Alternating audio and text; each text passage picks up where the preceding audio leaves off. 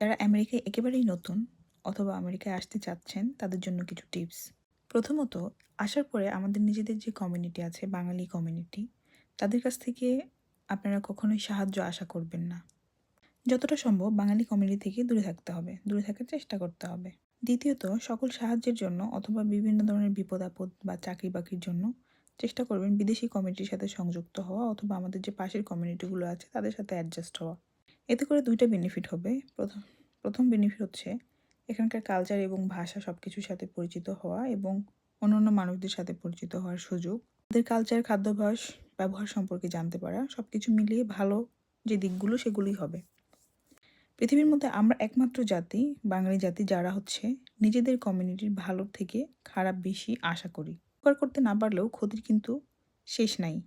দ্বিতীয়ত, যদি স্টুডেন্ট ভিসায় এসে থাকেন অথবা পড়াশোনা করার ইচ্ছা থাকে, চেষ্টা করবেন পড়াশোনা করার। কারণ বিশ্বের